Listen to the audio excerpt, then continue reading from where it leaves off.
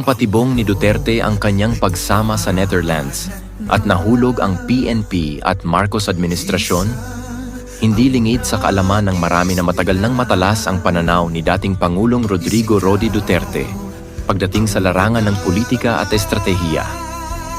At sa nangyari kahapon kung saan siya ay agad gustong dalhin sa Netherlands nang hindi dumaan sa tamang proseso, tila malinaw na nagtagumpay siya sa isang napakaingat na bitag laban sa kasalukuyang administrasyon at sa Philippine National Police, PNP.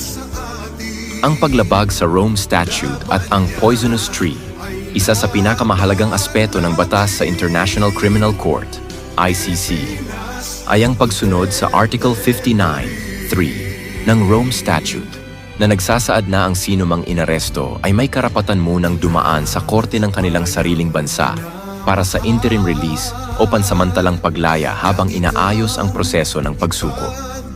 Ang competent authority sa kasong ito ay ang Hukuman Supreme Court PH ng Pilipinas at ang custodial state ay ang Pilipinas din. Ngunit ano ang nangyari? Isinakay sa eroplano si Duterte papunta sa Netherlands nang hindi man lang dumaan sa tamang proseso. Ito ay isang malinaw na paglabag sa batas ng ICC mismo.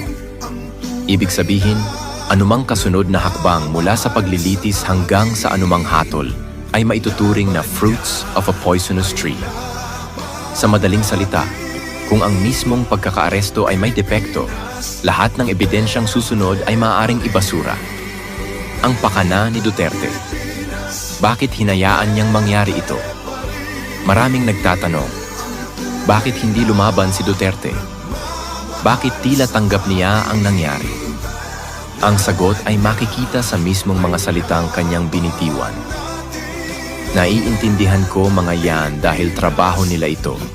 This is why it has come to an end.